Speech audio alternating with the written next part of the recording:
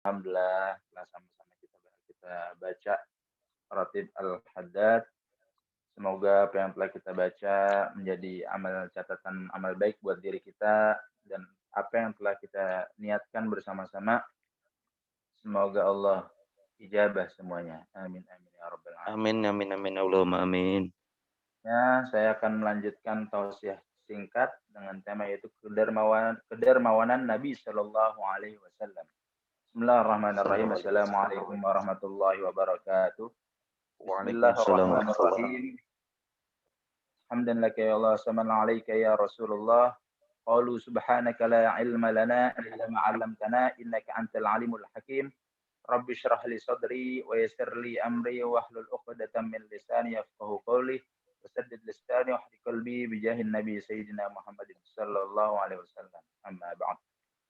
Alhamdulillah, pertama-tama mari kita ucapkan puji dan syukur kita kepada Allah Subhanahu wa taala, Tuhan semesta alam yang telah memberikan kita nikmat, sehat, afiat, panjang umur, nikmat Islam, iman, taufik, hidayah, sehingga pada hari ini kita bisa bertemu kembali pada media Zoom meeting. Masyarul hadirin rahimakumullah, saudara-saudara saya penghuni Wisma Atlet, semoga dalam lindungan Allah semuanya, amin. Berbicara tentang kedermawan Nabi Shallallahu Alaihi Wasallam, Nabi itu lahir bukan dari kalangan konglomerat, ya. Kalau kita melihat sejarah Nabi Shallallahu Alaihi Wasallam, Nabi itu lahir bukan dari golongan konglomerat, tetapi beliau mempunyai darah bangsawan, ya. Yang kita ketahui bersama bahwasanya Nabi Shallallahu Alaihi Wasallam itu dilahirkan dari suku atau kaum atau bani disebutnya, yaitu Quraisy. Bahwasanya suku Quraisy itu pada zaman itu ketika Nabi lahir, suku Quraisy itu termasuk suku yang terpandang, mempunyai derajat yang tinggi oleh penduduk Mekah. Sampai-sampai kan bahwasanya dikatakan kakeknya Nabi, Sayyidina Abdul Muttalib, itu dipercaya untuk memegang kunci Ka'bah atau menjaga Ka'bah. Nah, karena apa? Karena memang suku Quraisy itu sangat disegani, termasuk kelompok atau kaum atau keturunan yang sangat dipandang oleh masyarakat Mekah. Nah, Nabi Shallallahu Alaihi Wasallam itu adalah salah satu keturunan Bani Quraisy. Ya. Masa kecilnya Nabi Shallallahu Alaihi Wasallam itu dilewati dengan penuh dengan kesedihan sebenarnya. Kenapa? Karena ketika Nabi lahir Shallallahu Alaihi Wasallam itu ayahnya sudah meninggal dunia, ya, ayahnya sudah meninggal dunia. Kemudian beranjak Nabi Shallallahu Alaihi Wasallam usia 8 tahun, ibundanya juga meninggal. Kemudian setelah diasuh oleh kakeknya, ya, jadi setelah lahir diasuh ibunya sampai usia 8 tahun kurang lebih, ya, meninggal dunia ibunya, kemudian dilanjut asuhannya itu dengan kakeknya, Abdul Muttalib. Diasuh oleh kakeknya sampai beranjak remaja, kakeknya juga meninggal karena memang sudah usia saat itu kakeknya. Akhirnya dilanjutkan asuhannya itu oleh pamannya yaitu Abu Thalib. Ya. Sampai Nabi SAW tumbuh remaja, sampai juga dewasa, sampai juga belajar banyak tentang kehidupan oleh pamannya gitu. Ikut berdagang, ikut berusaha, ikut banyak hal yang dipelajari dari pamannya. Nah, itu cerita singkat tentang perkembangan Nabi Muhammad SAW dari beliau masih lahir sampai beranjak remaja dan dewasa, penuh dengan kesedihan. Makanya Nabi SAW itu sangat cinta kepada anak yatim. Karena apa? Karena Nabi sendiri lahir dalam keadaan yatim. Ya, yang kita akan bahas di sini adalah tentang kedermawan Nabi SAW. Ketika Nabi SAW itu diasuh oleh pamannya, itu diajak berdagang dari negeri ke negeri yang lain, dari satu negeri ke negeri yang lain, langsung dibawa oleh pamannya Abu Thalib, ya. Sampai-sampai jadi Nabi itu banyak belajar tentang bagaimana cara berdagang, kemudian juga cara berwirausaha, itu didapat dari pamannya Abu Thalib. Sampai-sampai pada usia beranjak dewasa, Nabi itu sudah mempunyai pekerjaan yang dibilang tetap gitu loh. Karena apa? Karena Nabi dipercayai oleh penduduk Mekah untuk mengurus satu usaha, ya, mengurus satu usaha yang di mana usaha itu adalah milik seorang janda kaya raya yang bernama itu Sayyidah Khadijah yang akan menjadi istri Nabi tentunya. Karena apa? Karena Siti Khadijah ini statusnya janda, mempunyai anak, usianya juga cukup matang, tetapi kekayaannya subhanallah, kekayaannya itu sangat berlimpah. Dikatakan dalam beberapa riwayat bahwasanya kekayaan Siti Khadijah itu seperti 2/3 kekayaan kota Mekah. Artinya 2/3 kekayaan Mekah, kota Mekah itu adalah miliknya Siti Khadijah.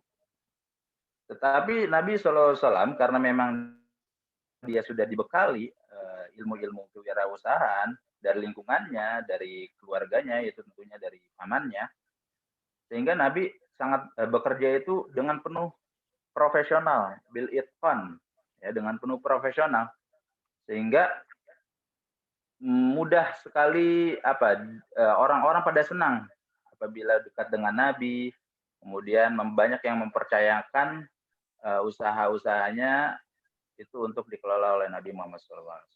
Nah, pada satu hari, karena memang Nabi Muhammad ini terkenal saat itu pemuda yang baik, yang jujur, yang cerdas, ya kan? Tertariklah yaitu Siti Khadijah, seorang janda kaya raya yang cantik tentunya, tertarik sama Nabi Muhammad SAW. Padahal Siti Khadijah itu termasuk primadona saat itu. Karena memang dia mempunyai kekayaan yang berlimpah, mempunyai kekayaan usaha, kecantikan yang sangat sangat cantik ya, mengakibatkan orang-orang banyak sekali yang ingin menjadi suaminya Siti Khadijah. Tentunya yang sepadan ya, yang mempunyai kriteria nggak jauh dengan Siti Khadijah. Tapi Siti Khadijah tidak ingin, tidak mau gitu. Akhirnya Siti Khadijah itu tertarik kepada Nabi Muhammad SAW. Akhirnya di saat yang lain orang-orang kaya Mekah saat itu pada melamar Siti Khadijah, tapi Siti Khadijah malah melamar Nabi Muhammad SAW, ingin dengan Nabi Muhammad SAW untuk menjadikan Nabi suami. Nah, saat itu Nabi Muhammad SAW usianya 25 tahun. Nah, yang menarik di sini yang saya bilang bahwasanya kedermawan Nabi SAW. Nabi Muhammad itu ketika menikah dengan Siti Khadijah itu tidak menjadikan Nabi itu aji mumpung ya bahasa sekarang itu. Aji mumpung, oh istri saya mempunyai kekayaan berlimpah nih, 2/3 kota Mekah punya dia kekayaannya. Jadi enggak aji mumpung. Tapi apa? Nabi Muhammad buktikan saat usia beliau 25 tahun diminta untuk menjadi suaminya Siti Khadijah, Nabi Muhammad membawakan apa maharnya? Yaitu berupa apa? Berupa 25 ekor unta rakobah atau disebutnya unta betina. Saat itu tentunya banyak sekali unta, jenis-jenis unta, tapi unta yang dibawa oleh Nabi ini adalah unta yang terbaik, yang mahal, gitu, yang bagus. Nah, mungkin kalau misalnya kita rupiahkan gitu, kalau kita konversi dengan rupiah, kalau satu ekornya itu unta rokobah itu sekitar 55 juta, ya enggak? Kalau misalnya 20 ekor, berarti kalau dikonversikan dengan rupiah, Nabi Muhammad membawakan Siti Khadijah itu sekitar 1,3 miliar. Oh, saat itu Nabi Muhammad 1400 tahun yang lalu sudah memberikan Siti Khadijah itu 1,3 miliar. Pada hari ini 1,3 miliar aja sudah sangat besar, ya kan, jumlah nominalnya. Tapi 14 abad yang lalu Nabi Muhammad udah berikan duluan tuh. Jadi Nabi Muhammad itu ketika nikah tuh benar-benar gagah gitu loh. Finansialnya gagah, keilmuannya juga gagah, ya kan. Jadi sehingga nggak aji mumpung karena memang Nabi Muhammad bekerja, mempunyai penghasilan, ya kan, bisa dibilang sudah sukses saat itu. Jadi beliau memberikan mahar yang sesuai sesuai kemewahan pada zaman itu. Ya kan, dibawakan 20 ekor onta. Belum lagi Nabi Muhammad itu membawakan beberapa keping emas. Ya tentunya kalau kita runtut lagi dan kita konversikan lagi, tentunya kan tambah lagi gitu. Dan banyak yang dibawakan oleh Nabi Muhammad SAW kepada Siti Khadijah. Itu salah satu bentuk kedermawanan Nabi. Kemudian juga Nabi ketika sudah meninggal oleh Siti Khadijah, artinya sudah menikah lama, ya kan. Kemudian Siti Khadijah meninggal karena usianya lebih tua dari Nabi. Nabi Muhammad kan menikah lagi kan kepada Siti Aisyah dan istri-istri yang lainnya. Itu sama, maharnya juga Nabi nggak pilih-pilih, nggak mesti, oh karena ini Siti Khadijah orang kaya, jadi kita kasih besar juga gitu, uangnya banyak atau maharnya besar. Kalau misalnya kita nikah lagi nih, istri-istri selanjutnya, kasih aja mahar secukupnya, enggak. Sama juga gitu. Jadi terus ke istri yang lainnya, ada yang riwayat mengatakan membawakan 500 dirham, kemudian juga ada yang mengatakan 600 dirham gitu. Itu kalau dinominalkan ya bisa dibilang hampir sebanding dengan apa yang diberikan Nabi dengan Siti Khadijah kepada Siti Khadijah. Nah, kemudian juga dalam hal lainnya, bahwasanya Nabi Muhammad SAW ketika datang Idul Kurban atau Hari Raya Kurban, itu Nabi menyembelih 100 ekor onta. Tuh, coba kalau kita bayangin nih, 100 ekor onta, 20 ekor aja kalau kita nominalin sekitar 1,3 miliar ya. Kalau 100 ekor berapa miliar, dan itu Nabi konsisten melakukannya. Jadi Nabi itu benar-benar orang orang yang ya betul lah, kalau emang Nabi itu adalah bentuk yang sangat sempurna, manusia yang paling sempurna, ya memang benar. Mempunyai kekayaan, pangkat yang tinggi, baik di langit maupun di bumi, ya enggak? Di sisi manusia ataupun di sisi Allah, ya pokoknya enggak ada kecacatan deh dalam diri Nabi SAW. Nah, jadi kemudian juga di dalam riwayat hadis yang lainnya, yang diriwayatkan oleh Imam At-Tirmidzi, nah, ketika ada seorang pengemis yang datang kepada Nabi SAW, ya kan, meminta kepada Nabi, wahai Rasul, saya lagi kesusahan nih, saya mau minta beberapa makanan gitu untuk saya makan pada hari ini. Dikasih sama Nabi SAW. Keesokan harinya balik lagi tuh pengemis dengan permintaan yang sama.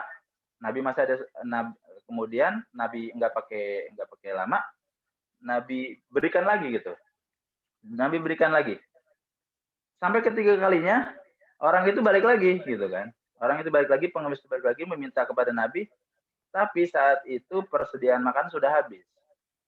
Kalau kata Nabi, wahai saudaraku, saya udah tidak punya apa-apa ini. Kalau kamu misalnya emang pengen ngambil yang ada di seisi rumahku nih, misalnya apa yang menurut kamu berharga, silakan ambil.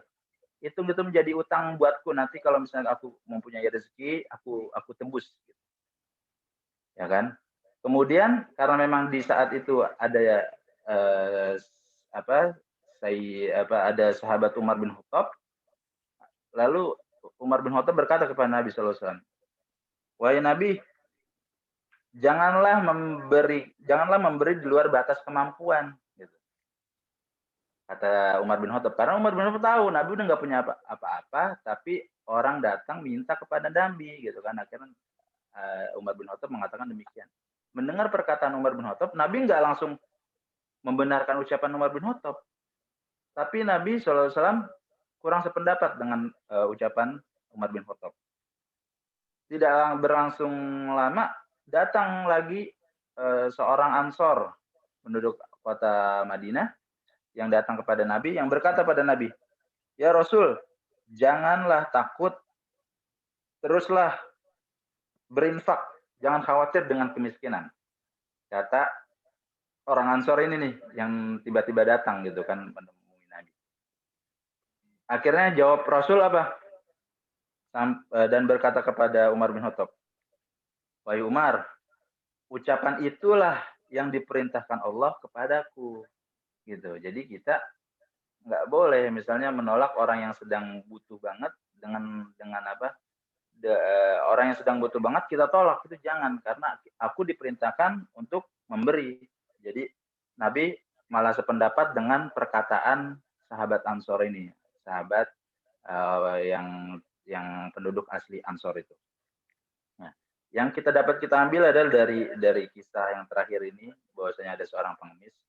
Nabi itu sudah mempraktekkan atau mencontohkan sikap dermawan,